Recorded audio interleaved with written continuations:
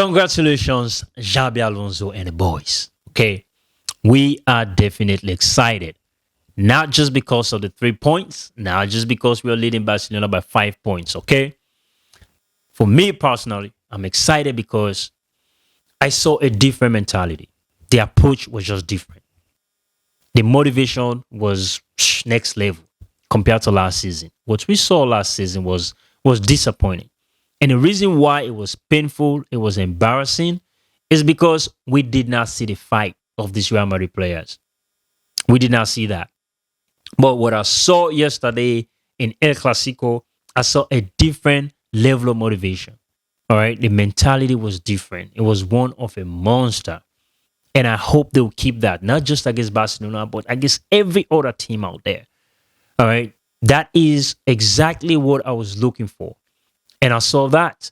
So please keep that. Okay. Let that stay with you guys. Now, having said that, for you, Xabi Alonso, I am super impressed. I mean, I was not expecting the 4-3-3, and you did not give that to the fans. Thank you very much. Because each time you did, it's a problem, especially against big teams. I was expecting four midfielders and a diamond. That did not happen also. But that is okay because whatever you were working on in the lab, it worked. All right. Camavinga on the right side next to Jude Bellingham. All right. And then Ada Gule next to Vinicius Jr. Vinicius Jr. played like as a left midfielder. All right. So that is a role that I have not seen him play.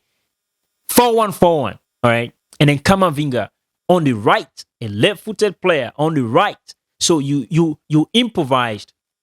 All right. Different role for Vini and Camavinga. And both of them cooked big time. All right. I mean, that is impressive. When you talk about structural tactical approach, we have to give that to Xabi Alonso. Big time. Congratulations. Thank you. Thank you. Thank you. I mean, you can keep that going. All right. Or, or just give me the diamond. Either ways, we have five solid midfielders, okay, between or among Aragule, Camavinga, Jude Bellingham, Valverde, and Chouameni. I mean, you can rest any one of them. Any four of them in a diamond. We will be fine. With Vini and Mbappe just in attack. I mean, this should be something, I don't know. Should be something that you should consider going forward. All right, because we dominated Barcelona when it was necessary. Not the possession without purpose when they were deep in their half. I mean, there is no point trying to press them high. There were moments we pressed high when obviously, like we saw the chances of winning back possession, which was good. Outside of that, we waited for them to get in the center of the park and then we pressed them. And what I saw was a man for man, pound for pound, runner for runner. And I know we can do that. And that was the reason why I was calling for Camavinga and Jude Bellingham. Because more than what they can just give us defensively, in terms of interception, clearances and tackles and tracking back, they are comfortable on the ball. All right. They are going to force the other midfielders to track back. They're going to force them to work harder off the ball. And that is why I like those two players. All right. And Valverde also is another one that has that quality. So if we really try to control things and just make the game a little bit more easier, I think just go with Vinicius Jr. and Kylian Mbappe, as our strikers. Yeah. Plain and simple, because Rodrigo, I mean, he is now a permanent sub. And I know you like Franco Mastantuano, but I mean, the kid, he's not there yet. I mean, he's going to, like I've always said, he's going to light up the Bernabeu and many, many years to come. Okay. But it is okay. Brahim, Mastantuano, Rodrigo, they can be on the bench. That is a strong bench to come on offensively. All right. So having said that, I mean, Xabi, you impressed me. And as well as the boys. Everybody did. I mean, with the presence of Camavinga, it just seemed like Chouameni was even better. Was really better. So, I mean, every one of them played a good game. Carreras. I mean, I was a little bit worried because what I saw in a derby, I was like, but he did well. He pocketed Lamine Yamal, not just in the back pocket, but in the front pocket. So Lamine Yamal was tucked in very tight in there. So, good job, Carreras, and everybody else. I'm not really going to focus on individuals, but we saw some other things. I know they made it headlines, so let me just talk about them. To begin with, it has to do with Vinicius Junior and Vinny. I mean, I'm not gonna really just nail Vinny on this one. To be very sincere, because what I saw, I mean, it was bad, it was ugly, but there was some good side of it. Okay, I saw, like I said, the mentality, the approach to this game was different. So for Vinny, he just wanted to play, and he knew he was playing well. He knew he was playing really good, and that was what he wanted to do. So he was not happy because mentally he was locked in. He wanted to deliver, and he was cooking them. He wanted to just, continue to cook different dishes and, serving the Barcelona players left, right, and center. So I can understand. And the good part also was, after, all the verbals, not shaking Xabi Alonso's hand, not recognizing the bench, walking straight to the dressing room, he came back out, right? Sat with the players on the bench. And after the whistle, final whistle, he was happy. He celebrated, all right? That is good.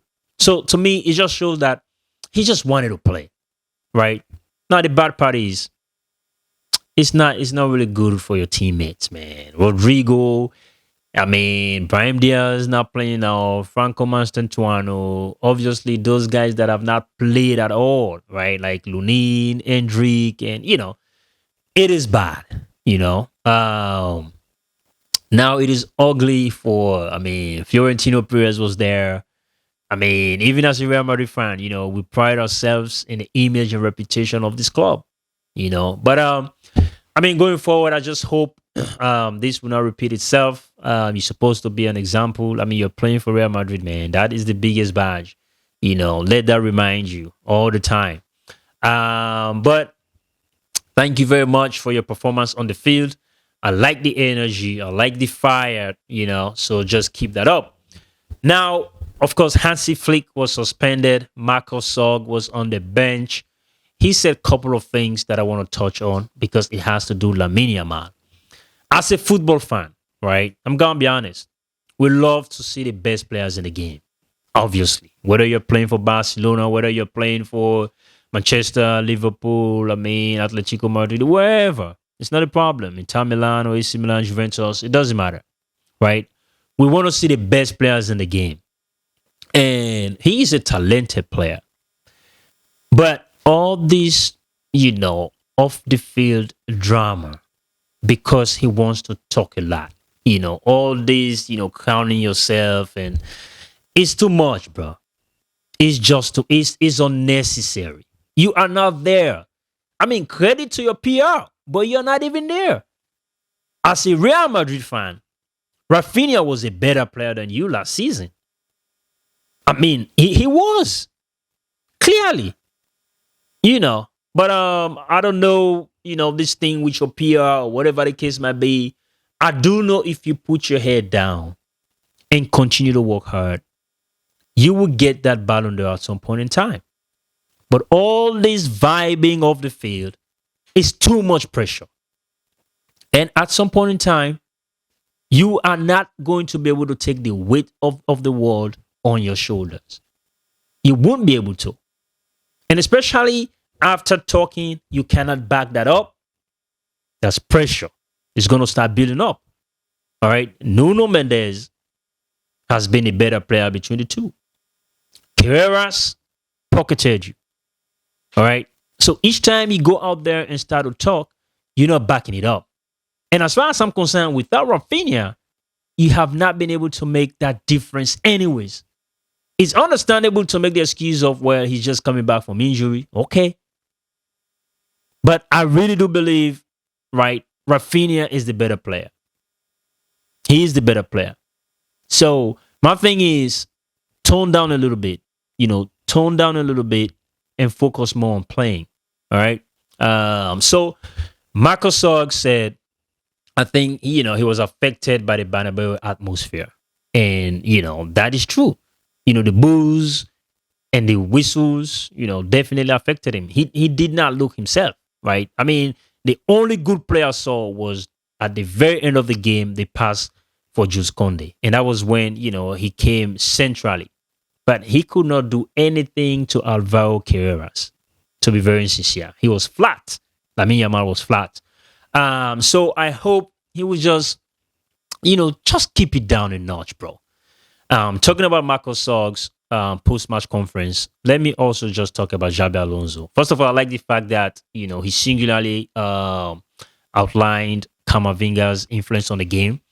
But when he was asked about, Vini's tantrum, he said, well, we're going to talk about that in the dressing room shortly. And that is top class. That is really, really, really top class. And that is how you manage the media. So Vinicius Jr., right? Like those are the things you should look and just learn from. All right. How you behave, your actions, what you say, and things like that. Right. I mean, just like we're saying about, Lamine Yamal and his conduct and whatever the case might be, right? There are a lot of areas that you could improve. One thing I noted in one of my episodes was, I mean, lately you don't react to players, teasing you and just trying to, get you off your game. I felt like you have earned that maturity, right? But this thing about where you want to play more, you want to contribute, just take it easy, and just chill out and have a one-on-one conversation with Xabi Alonso, right? I mean, that was a tactical move too. Perhaps, Xabi saw the lead and be like, you know what? Let me keep it this way, right? Let me just try to, set up some, defensive mechanisms, right? I mean, with Rodrigo's fresh leg, I believe he was expecting him to track back. And Rodrigo is not a scrub. Offensively, he's a very good player too. So, I mean, you might not like it, but, take it easy. Take it easy. Having said that, then I guess this will be the end of this episode. Congratulations again, Real Madrid. You guys made us proud, big time. This is just the beginning. We have a very long way to go, and Europe, they have to be ready, especially with that four-man midfield. All right, whether it is the 4-1-4-1, whether it is the 4-4-2 diamond, it's gonna be a problem. So until then, stay blessed and peace out.